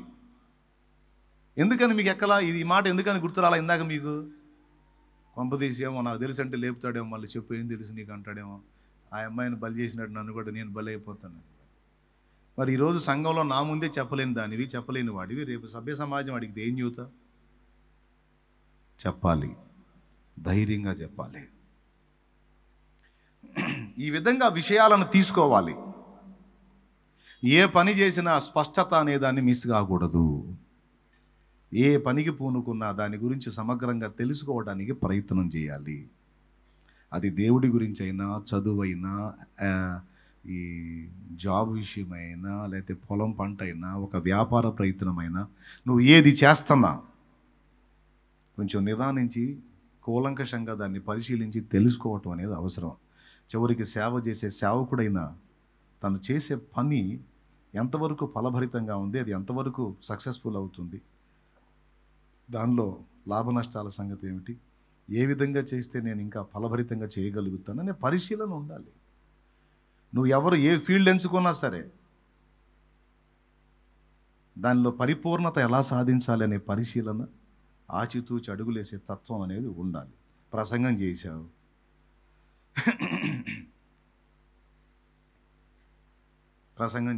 మా ఒక బ్రదరు వాక్యం చెప్పాడంట ఒక చోట. ఒక సేవకుడు వాక్యం చెప్పడానికి వెళ్తే సేవకుడి పక్కన ఒక విశ్వాసం తోడిస్తాం, ఓ పరిచారకుడు తోడు వెళ్ళాడు. ఇద్దరు కలిసి వాక్యం చెప్పి వస్తున్నారు. వాక్యం చెప్పిన దాని విషయంలో కొంచెం ఒక చోట స్పష్టత లోపించింది. పాస్టర్ గారు చెప్పినప్పుడు క్లారిటీ మిస్ అయింది వాక్యం.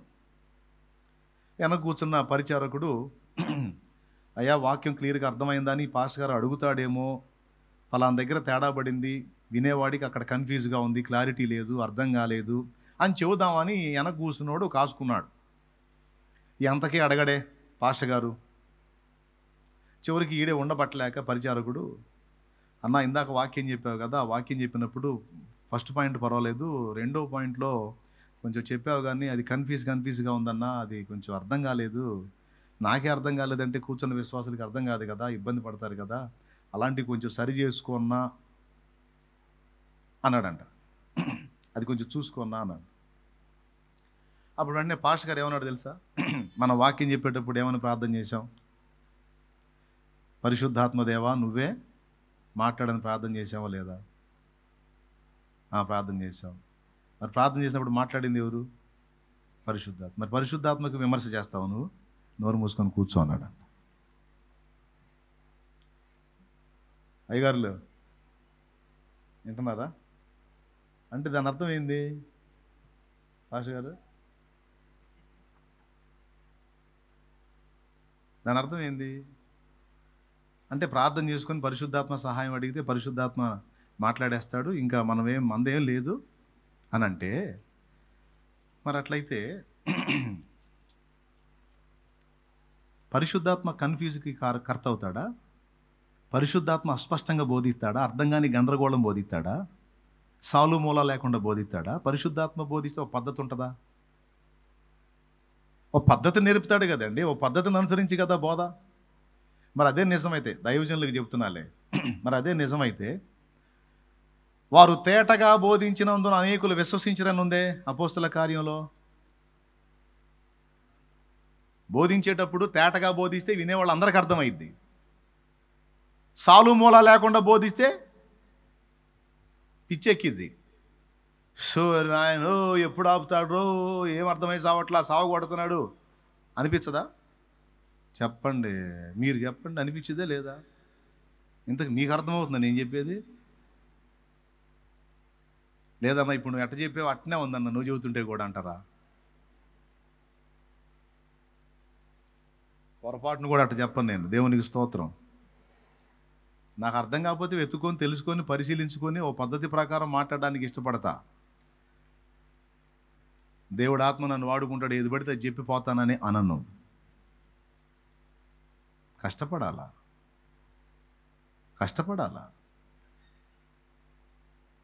సమర్థవంతంగా మాట్లాడడానికి మన వంతు కృషి మనం చేయాలా, దేవుని ఆత్మ సహాయం చేస్తాడు.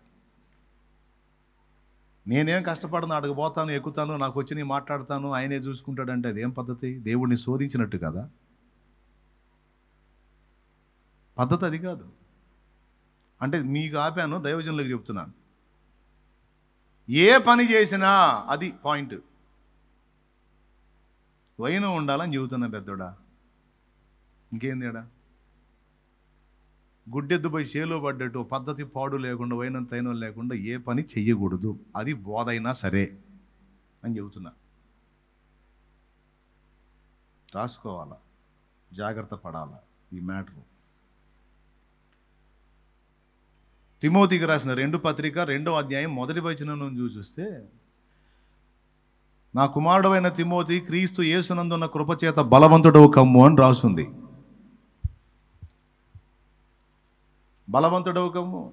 తర్వాత చూడిగా, నీవు అనేక సాక్షుల ఎదుట నా వలన వినిన సంగతులను ఇతరులకు బోధించుటకు సామర్థ్యము గల నమ్మకమైన మనుషులకు అప్పగింపుము. నీవు అనేక సాక్షుల ఎదుట నా వలన వినిన సంగతులను ఇతరులకు బోధించుటకు సామర్థ్యము గల నమ్మకమైన మనుషులకు అప్పగింపుము. ఆ మాట ఒక్కసారి ఆలోచించండి. అదేంది, మనం ప్రార్థన చేస్తే పరిశుద్ధాత్ముడు వాడుకుంటాడు కదా, ఇంకా మన సామర్థ్యం ఎందుకు? దైవజనులు, ఇక మన సామర్థ్యంతో పనే ఉంది, పరిశుద్ధాత్మ వాడుకుంటాడు కదా. పరిశుద్ధాత్మ వాడుకునే ముందు సాధన చేపిస్తాడు, నేర్పిస్తాడు. అంతేగాని పద్ధతి పాడు లేకుండా తీసుకెళ్ళడు.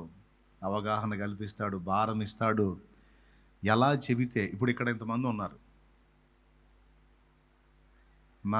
నా తపన ఏందో తెలుసా? 100 మంది కూర్చుంటే నేను మాట్లాడితే కనీసం ఎవరో ఆశోదోళ్ళు ఒకళ్ళు అరా మిస్ అవుతున్నాను, కనీసం 99 మందికి మ్యాటర్ ఎక్కాలి అన్న ఆరాటం ఉంటుంది నాకు. కనీసం 99 మందికి అర్థం కావాలి. అర్థం అయినప్పుడు ఒక అండర్స్టాండింగ్ వాళ్ళే వస్తారు. అది చెప్పే బోధలోనే అర్థం కాకుండా చెప్పేవాడికే వైనం లేకుండా ఉంటే ఏమెక్కి తినేవాడికి? ఇప్పుడు పాట పాడానండి, పాట పాడేవాడికి ముందు పాట అర్థం కావాలా, దానిలో వైనం ఉండాలా. పలుమార్లు వైదొలగినాను యెహోవా నీ నామము ఎంతో బలమైనది, నీ కృప బాహుళ్యమే, నీ ప్రేమ మాధుర్యమే. ఏ పాట ఇది అసలు? ఏ పాట అండి ఇది? ఏం పాట ఇది? ఎప్పుడు ఏం లేదు, యాడ్ ఏం లేదు, ఏంది? 3-4 పాటలు కలిపి పాడుతున్నాడు ఏంది? మీకు కన్ఫ్యూజ్ అయిందా లేదా?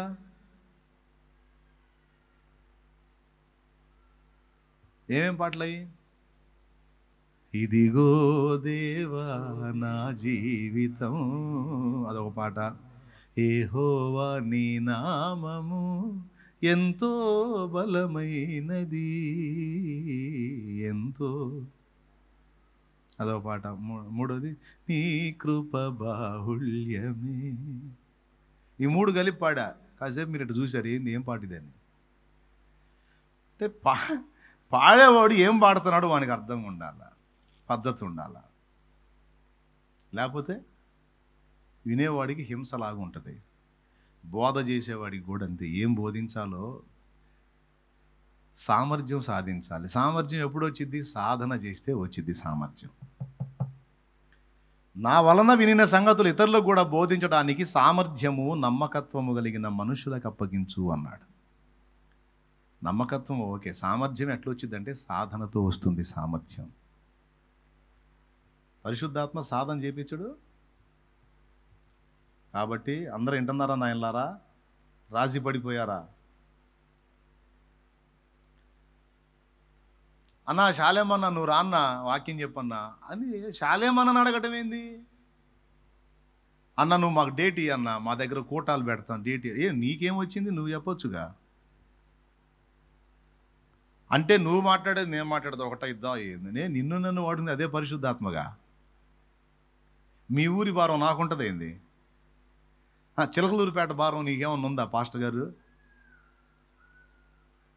మా ఊరి భారం నాది, మీ ఊరి భారం నీది.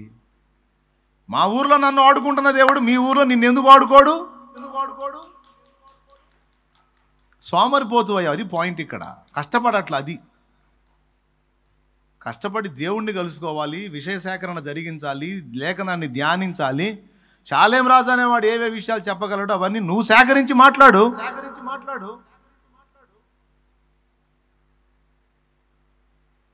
నువ్వు కష్టపడు, స్టడీ చేయి, ఇంకా వాడికంటే ఎక్కువ చదువు, సాధన చేయి.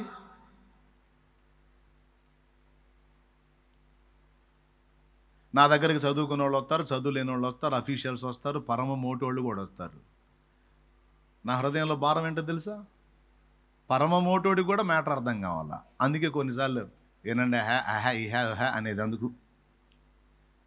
ఏంది శాలే మనం మొరటోళ్ళగా మాట్లాడుతుంటే నువ్వు క్లాస్గా నైస్ పీస్గా మాట్లాడాను అనుకో, ఆ చదువు లేనోడికి అర్థం కాదు. అయినో అన్నప్పుడు ఎవరికి ఏ విధంగా, ఎందుకంటే చదువుకున్నోడికి చదువు లేనోడికి విద్యావిహీనుడికి విద్య కలిగిన అందరికీ అర్థం కావడానికి సులభ శైలిలో మ్యాటర్ అందించడానికి శాయశక్తులా కష్టపడతా. పరిశుద్ధాత్మ చేసింది ఏమిటో తెలుసా? ఇలా చేయాలి అని నేర్పాడు. చదువుకున్నోడికి చదువు లేనోడికి జ్ఞానవంతుడికి జ్ఞానశూన్యుడికి తిక్కలోడికి కూడా అర్థం కావాలరా, ఆ విధంగా సిద్ధపడాలి నా కుమారుడు. అది దేవుడు ఆత్మ నేర్పింది. నేను చేసే పనిలో ఆ క్లారిటీ పోగొట్టుకొని నేను చేయను, నాకు ఇష్టం లేదు. అవసరమైతే మానుకుంటా, కానీ వైనం లేని పని చేయను. ఎంతమందికి అర్థమవుతుందో ఏమో మరి. మా తల్లులు మా రాజులు అర్థమైతే చేతులు ఎత్తండి, సగం సగం కాకుండా 2 చేతులు గదిలించండి, కరెక్ట్గానే అర్థమవుతుందండి. చాలా వందనాలమ్మ, పరువు కాపాడారు.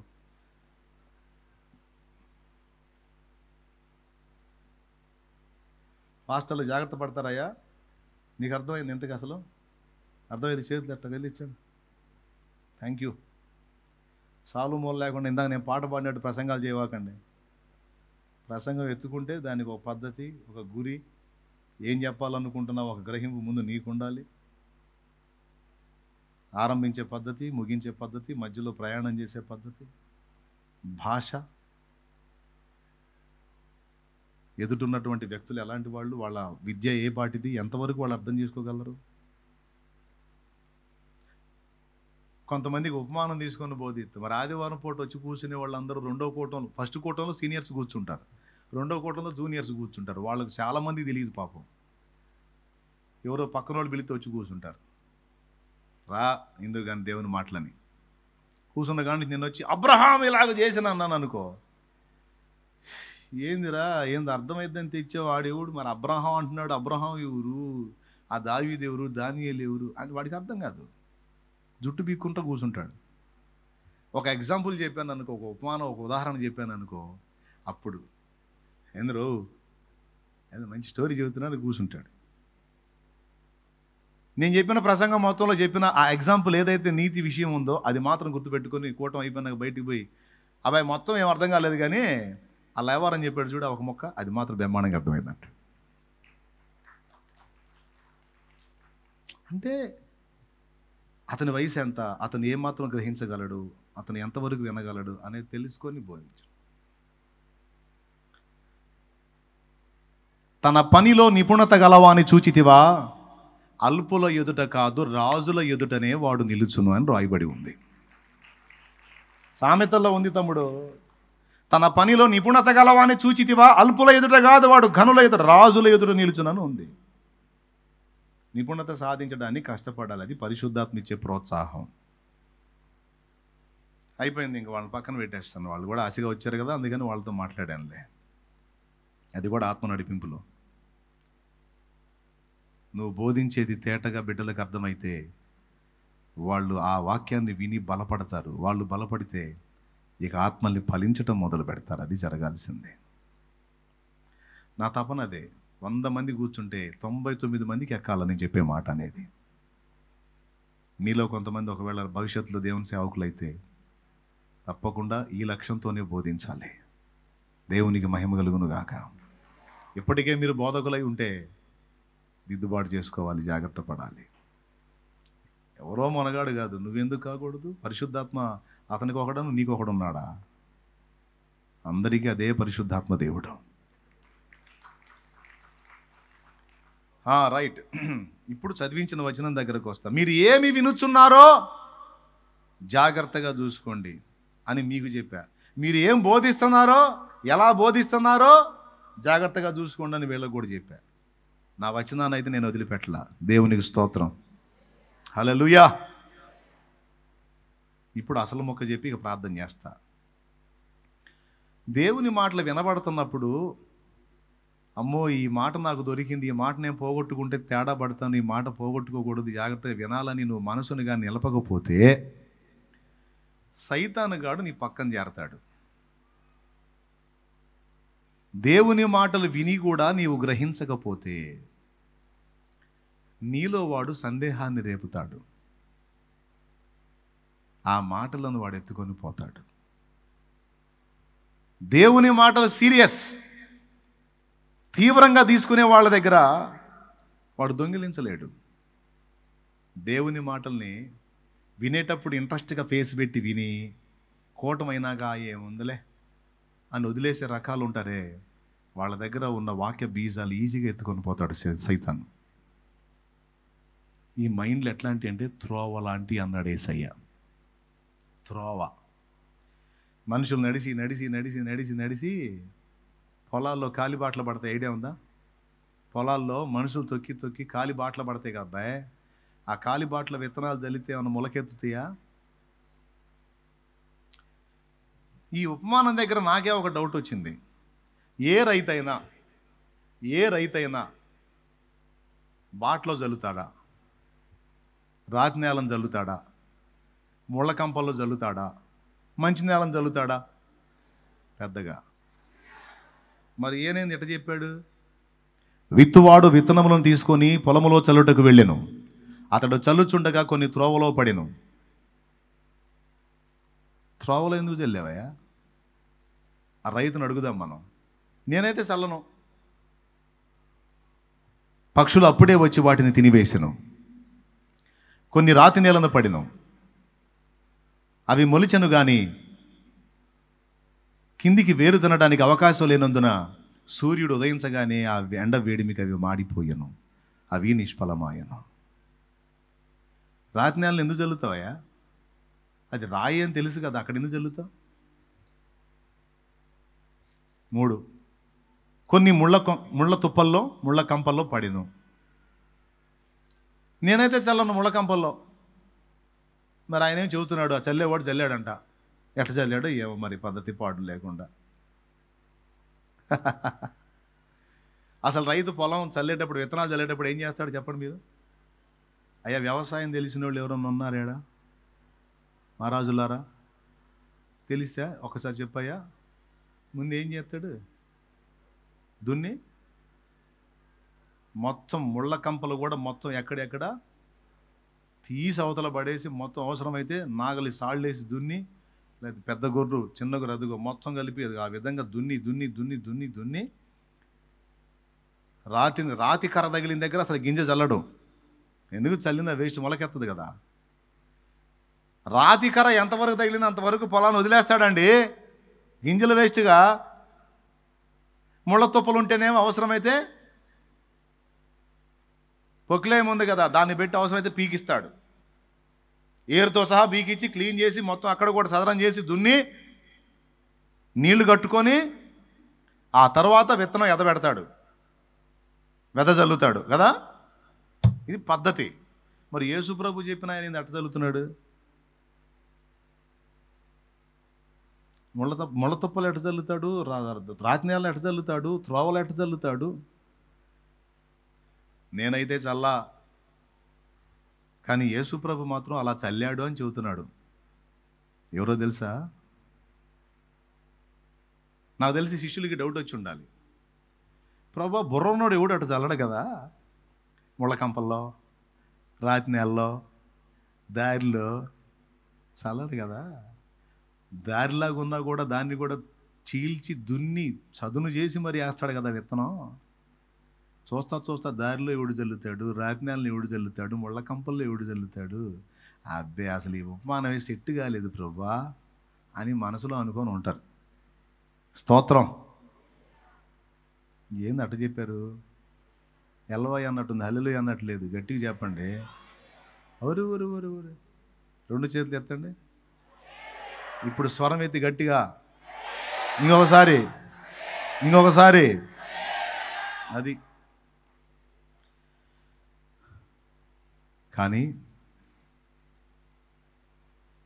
కానీ ఏ పొలమైనా సరే ముళ్ళ కంపల్ని ఏరేయచ్చు, రాతి నేలను విడిచిపెట్టచ్చు, దారిని కూడా దున్నేయచ్చు, ఏ పొలమైనా. కానీ ఒక పొలం ఉంది, ఆ పొలం పేరు మానవుడి హృదయం. మానవుడి హృదయం. అందుకే ఇందా స్టార్టింగ్లో హృదయమా హృదయమా అని పాడింది. మానవుడి హృదయం ఉందే, మానవుడి హృదయంలో కొంతమంది హృదయాలట దారిలాగుంటాయట, కొంతమంది హృదయాలట ముళ్ళ తుప్పల్లాగుంటాయట, కొంతమంది హృదయాలు రాతి నేలలాగుంటాయట, కొంతమంది హృదయాలు మంచి నేలలాగుంటాయట. నిజంగా భూమి మీద పొలం మీద అయితే ఏ రైతు చల్లడు, కానీ దైవ సేవకుడు అనే రైతు మాత్రం దేవుని వాక్యం అనే విత్తనాలని వెదజల్లుతాడు కూర్చున్న వ్యక్తుల హృదయాల్లోకి. వెదజల్లుతాడు. అది యేసయ్య చెప్పిన ఉపమాన భావం. విత్తువాడు వాక్య సేవకుడు, విత్తునది దేవుని వాక్యము. 4 విధములైన నేలలు వింటున్న మానవ హృదయాలు. కొంతమంది వాక్యము విని వెంటనే గైకొంటారు, కానీ వెంటనే ఒప్పుకుంటారు, వెంటనే అంగీకరిస్తారు, వెంటనే స్పందిస్తారు, కానీ అది గంటల్లోనే మారిపోతుంది. ఇక్కడ దాటి, ఈ కాంపౌండ్ దాటి అవతల పోగానే చెప్పినవన్నీ వదిలేస్తాడు. దేవుని మాటల్ని పట్టుదలతో తీసుకోడు. ఇదిగో ఇలాంటి వ్యక్తులే త్రోవ లాంటి వాళ్ళు అన్నాడు. కొంతమంది వింటారు, ఒక 4 రోజులు, వారం రోజుల పాటు, 10 రోజుల పాటు, ఒక 4 రోజుల పాటు గట్టిగా పట్టుబడతారు. తర్వాత దేవుని రాజ్య విషయమై శ్రమ అయినా, ఇబ్బంది అయినా, ప్రతికూలత అయినా ఎదురైతే సుప్రభద్దు ఏమొద్దని ఎత్తి ఆడబడేసి పోతారు. ఈ రాతి నేలలు అంటే కొంతవరకు ఒప్పుకున్నారు, కానీ పూర్తిగా ఆయన లోపలికి తీసుకోవాల. ఇకపోతే ముళ్ళ కంపలో ఎక్కువ శాతం ఈ ముళ్ళ కంపలే ఉంటాయి, అటు ఇటు కాని బతుకులు. విచిత్రం. ఈ హృదయం ఎలాంటిదంటే, ఈ హృదయంలో దేవుడి వాక్యం ఉంటుంది, మళ్ళీ లోకాశలు కూడా ఉంటాయి. అయితే లోకాశలు ఎక్కువ, ఈ లోకాశల దెబ్బకి ఫర్ ఎగ్జాంపుల్ ఎలాగంటే చెబుతా అండి, 2 కుంపట్లు పెట్టాడు అనుకోండి. 2 కుంపట్లు అంటే ఐడియా ఉందా? అర్థం కాలేదా? 2 భార్యలండి, ఇప్పుడు కూడా అర్థం కాలేదా? 2 కుంపట్లు పెట్టాడు అనుకోండి. ఈ 2 కుంపట్లోడు కూర్చున్నాడు, వాక్యం వినబడింది. ఒక కుంపటేమో భార్య, రెండో కుంపటేమో ముసుగులో. ఎందులో? ముసుగులో వ్యవహారం. అయితే భార్య కంటే కూడా ఆకర్షణ ఎక్కువగా ఉంది. ఏ ఆకర్షణ? ముసుగు ఆకర్షణ. Okay, right. ఇలాంటోడు వచ్చి కూర్చున్నాడు. దేవుని మాటలంటే ఇష్టం, దేవుని పాటలంటే ఇష్టం, దేవుడు అంటే చాలా ఆసక్తి. వాక్య బీజాలు చల్లబడ్డాయి. మనిషి ఏమైనా కానీ యేసయ్య కోసం బతకాల, యేసులాగా, యేసు ప్రభు నీతితోనే బతకాలని నేనని తీర్మానం చేశాడు. ఇక్కడ కూర్చున్నప్పుడు, వాక్యం వినబడ్డప్పుడు.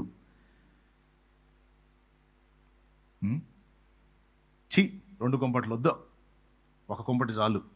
అంటే ఒక భార్య ముద్దు, రెండో భార్య వద్దు.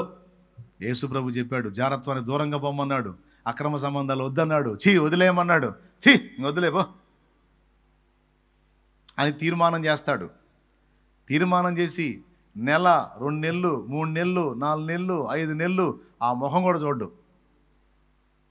కానీ మీకు ఇంకో విషయం చెప్పనా, 4-5 నెలలు చూడ్డు. ముళ్ళ కంపల్లో పడ్డ విత్తనం సంగతి చెబుతున్నాను నేను. కానీ మొత్తంగా చూడకుండా ఉండడు. ఎందుకంటే లోపల ఆల్రెడీ 2వ కుంపటి అనే ముళ్ళ పొద ఆల్రెడీ హృదయంలో ఉంది.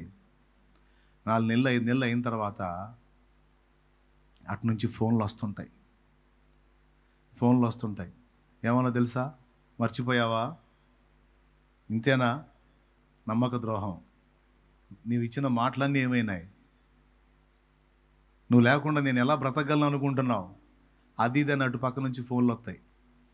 ఫోన్లు వచ్చినప్పుడు ఇక ఆల్రెడీ ముందే ఉంది కదా ముళ్ళకంప, ఇక లాగుతుంటుంది. ఇరక్కపోతాడు. ఇప్పుడు దేవుడా ఏది? 2వ కుంపటి. దేవుడా ముసుక, దేవుడా ముసుక. చివరికి ఏం జరిగింది తెలుసా? దేవుణ్ణి అణిచేసి పోయి ఆ ముసుగులో చేరతాడు అన్నమాట. ఎందుకు?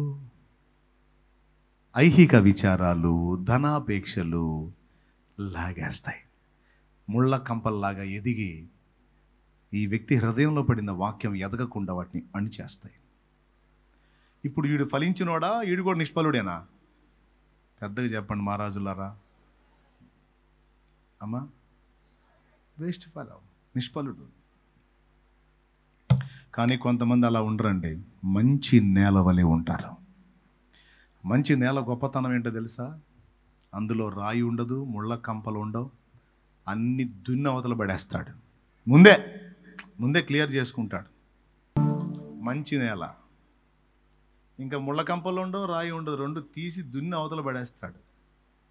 అదిగో మొక్క ఎదుగుద్ది, మొక్క ఎదిగిద్ది, పూత పోసిద్ది, పిందయిద్ది, కాయ అయిద్ది, పండయిద్ది. ఈ 4 విధములైనటువంటి నేలలలో ఏ నేల వలె నీ హృదయం ఉందో నిన్ను నువ్వు పరీక్షించుకోవచ్చు. ఇక్కడ ఇని అవతలికి వెళ్ళి వదిలేసే టైపా? అట్లయితే నువ్వు దారివి. లేదు, విన్నదాన్ని ఒక వారం రోజులు ఆచరణ పెట్టే వ్యక్తివా? అట్లయితే నువ్వు రాతి నేలవి. విన్నదాన్ని లోపలే కలిగుండి లోకాశలను జయించలేక తర్జన భర్జన పడుతూ ఇటు దేవుని కోసం ఫలించలేక అటు లోకాశలను వదిలిపెట్టుకోలేక 2 విధాలా సతమతమవుతున్న స్థితిలో ఉన్నావా? అట్లయితే నువ్వు నంబర్ 1 ముళ్ళ కంచెవి. ఏం రాయి, ఏం దారి, ఏం ముళ్ళన్నా ఏం లేదు. దేన్ని లెక్క చేసేదిలే, యేసయ్యే నాకు. యేసు కంటే ఎక్కువ నాకేది లేదు. నన్ను ప్రేమించి ప్రాణమిచ్చిన ప్రేమమూర్తే నాకు సమస్తము. హల్లెలూయా. ఎవరి దయా దాక్షిణ్యాలు, ఎవరి కనికరాలు, ఎవరికి దాసోహం చేయడాలు లేవు. అన్నీ దులిపేసుకున్నాం. ఇంకా ఆయనే అంటావా? అట్టయితే ఇదిగో నువ్వు మంచి నేలవి. ఇక నీ నుంచి ఫలం ఖచ్చితంగా వస్తుంది. ఇలాంటి వాళ్ళని దేవుడు వెతుకుతున్నాడండి. ముందు చెప్పిన 3 రకాలని సైతాన్ వెతుకుతున్నాడు. కానీ ఇప్పుడు చెప్పండి, దున్నే పొలాలు ఉన్నాయి, దున్నలేని పొలాలు ఉన్నాయి. దున్నే పొలాలు అంటే అది కనపడుతున్న నిజమైన పొలాలు. కానీ దున్నలేని పొలాలు ఏంటో తెలుసా? మీ హృదయాలు. మన హృదయాలే దున్నలేని పొలాలు. ఈ పొలాలను ఏ నాగలు పెట్టి దున్నుతాం? అవునా? కానీ అలాగే నేను వాక్య బీజాలు చల్లకుండా ఉన్నానా? వాక్యపు విత్తనాలు చల్లకుండా ఉన్నానా? చల్లుతున్నా. మరి ఇక కూర్చొని ఇంటర్నాళ్లలో మా ఇంట్లో ఏందో నాకు ఏంటి తెలుసు? అందరూ కూర్చొని ఇంట్రెస్ట్గానే ఫేసులు పెట్టి వింటున్నారు. ఎవరి సైకాలజీ ఎలా ఉందో, ఎవరు ఇక్కడే దులిపేసేవాళ్ళు, ఎవరు 4 రోజులు చేసేవాళ్ళు, ఎవరు నెల రోజులు చేసేవాళ్ళు, ఎవరు పూర్తిగా ఫలించేవాళ్ళు, అది మీకే తెలియాలి. ఎవరి దగ్గర సాతాను కూర్చున్నాడో, ఎవరి దగ్గర దేవుడు కూర్చున్నాడో మీకే తెలియాలి.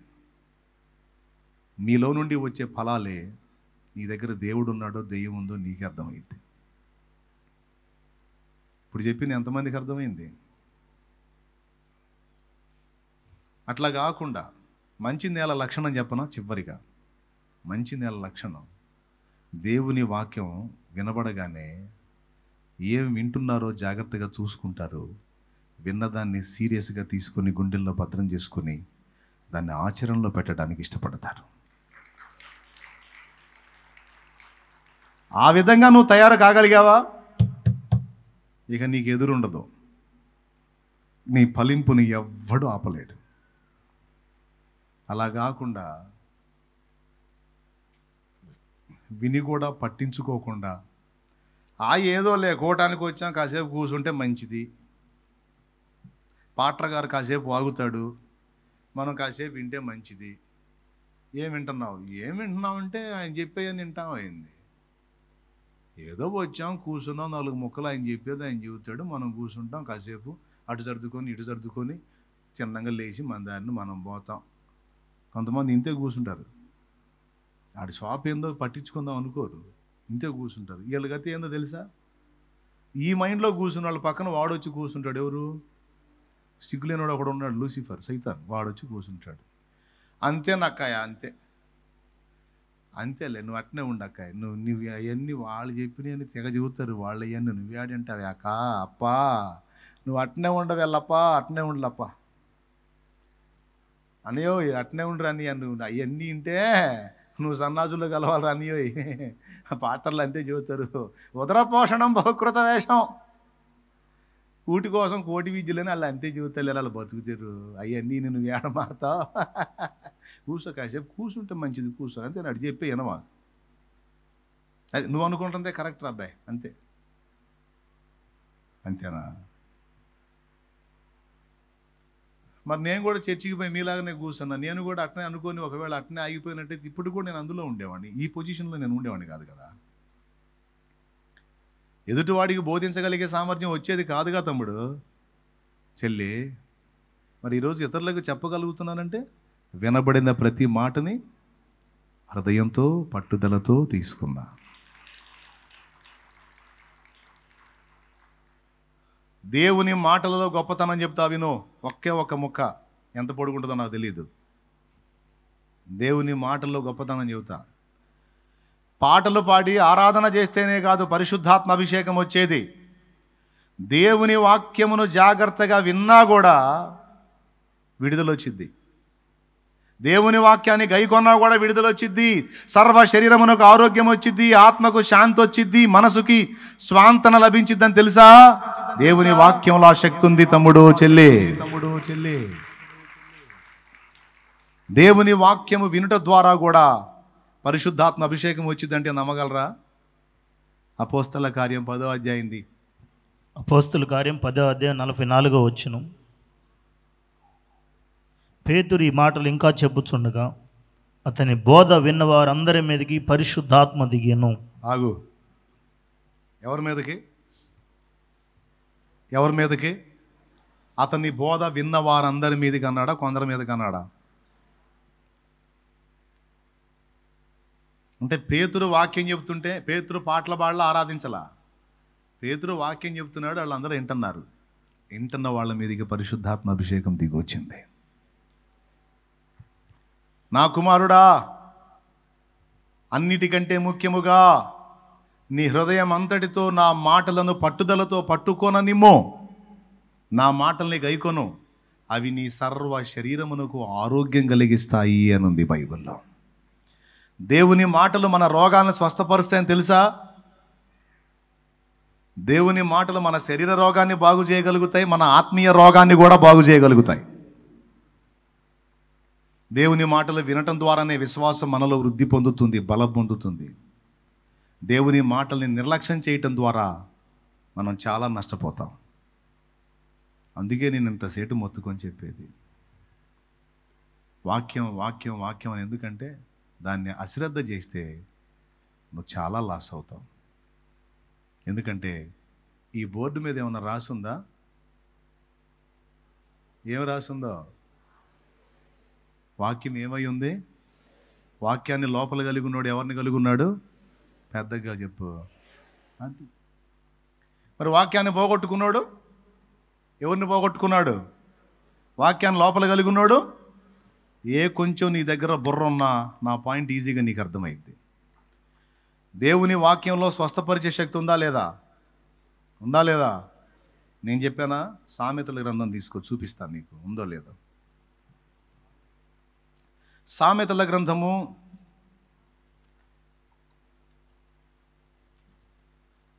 4వ అధ్యాయము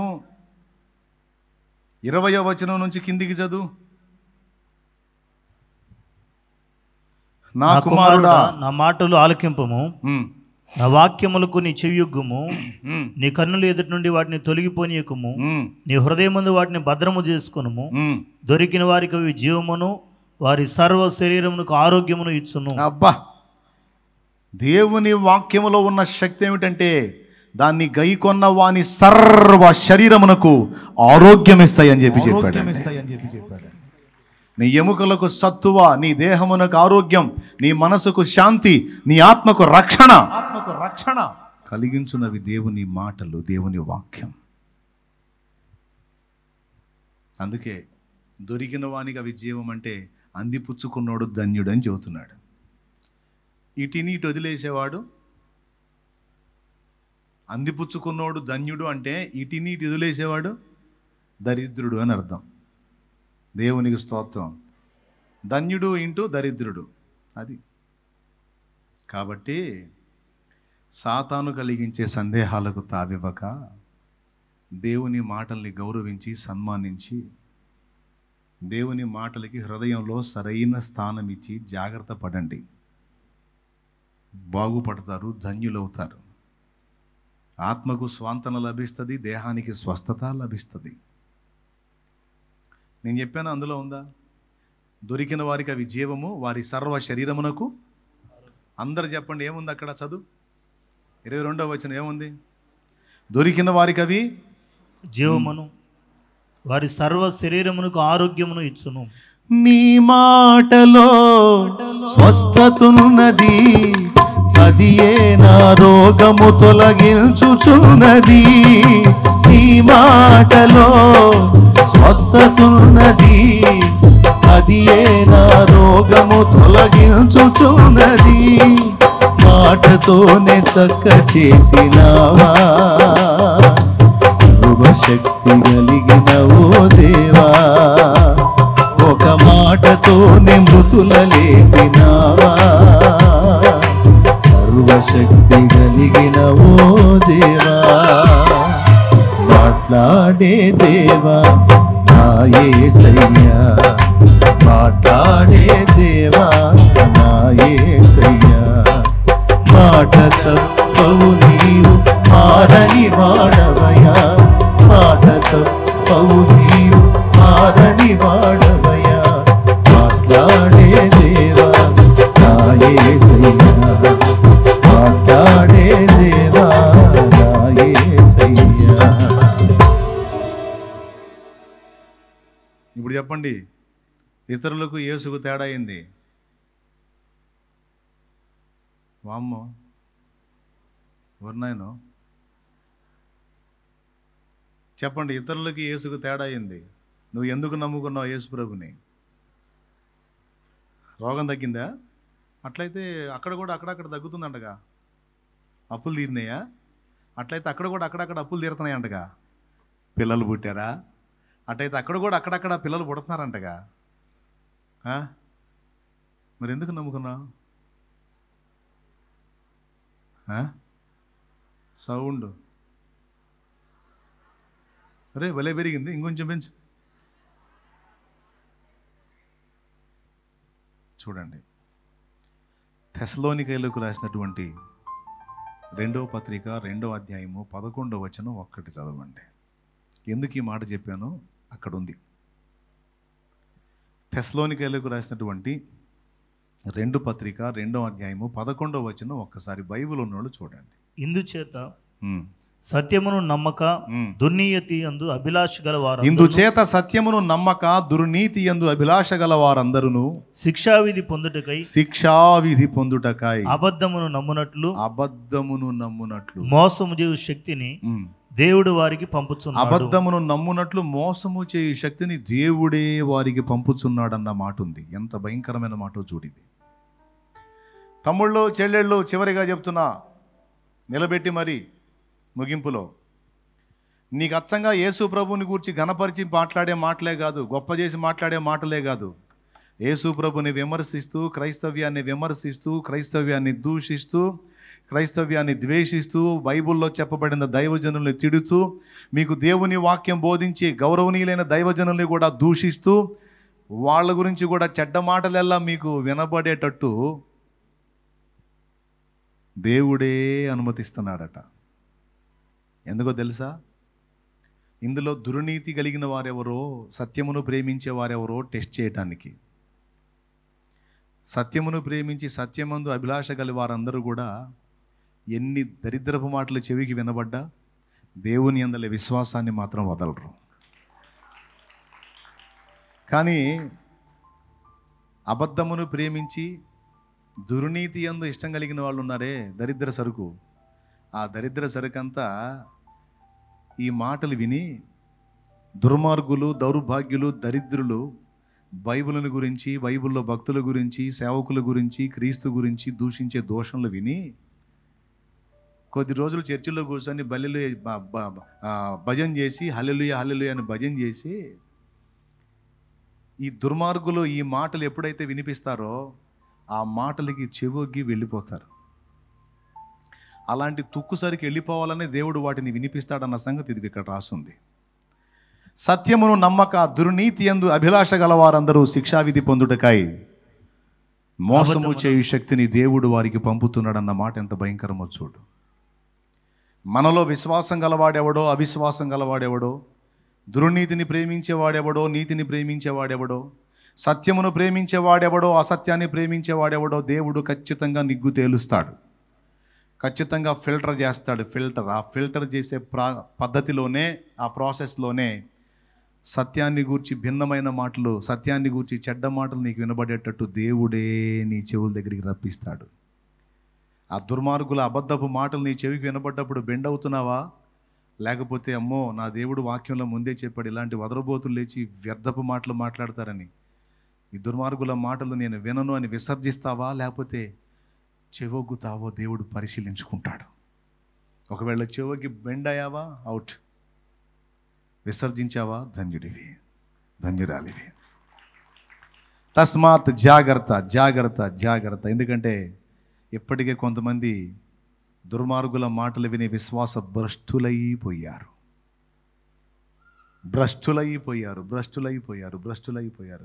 మీరు అలాంటి పరిస్థితికి వెళ్ళొద్దు, జాగ్రత్త. ఈ శోధనల్లో, ఈ పోరాటాల్లో అంతం వరకు విశ్వాసం కాపాడుకున్నవాడే రేపు నీతి కిరీటం పొందుతాడు, నిత్య జీవం చేరతాడు. లేకపోతే డేంజర్. చెవులు గలవాడు పరిశుద్ధాత్మ స్వరం వినుగాక. ప్రార్థన. ఒక దైవజనుడు ప్రార్థన చేయండి ప్రత్యేకంగా. లైవ్లో ఉన్నవాళ్ళు, జూమ్లో ఉన్నవాళ్ళు కూడా ఈ విషయాలు విన్నారని నేను అనుకుంటున్నా. ఎవరు అశ్రద్ధ చేసినా నష్టపోతారు, జాగ్రత్త. అందరికీ సెల్ ఫోన్లు అందుబాటులోకి వచ్చినాయి. ఈరోజు మనుషులు బజారుల్లో, కుటుంబాల్లో, వ్యక్తుల మధ్యలో కంటే కూడా సెల్ ఫోన్లు ఎక్కువ ఉంటున్నారు. సెల్ ఫోన్లో అన్నీ మంచియే కాదు, నిన్ను నాశనం చేసే బోధలు కూడా వస్తున్నాయి. బోధలు మతోన్మాదుల నోళ్లలో నుంచి రకరకాల విషాలు విరజిమ్ముతున్నాయి. బైబిల్ మీద, భక్తుల మీద, సేవకుల మీద, క్రీస్తు మీద, మరియమ్మ మీద భయంకరంగా. ఇవి నీ దృష్టికి వచ్చినప్పుడు జాగ్రత్త పడు. అంతేకాదు నీ పక్కన ఉన్న వాళ్ళని కాస్త చూడు, పలకరించు. వాళ్ళకి ఎంత మాత్రం తెలుసో లేదో తెలుసుకో. తెలియకపోతే కనీసం యేసు ప్రభు ఎందుకు దేవుడు, మిగిలింది ఎందుకు కాదనే దానికి బేసిక్స్ నేర్పు. నీ బాధ్యత.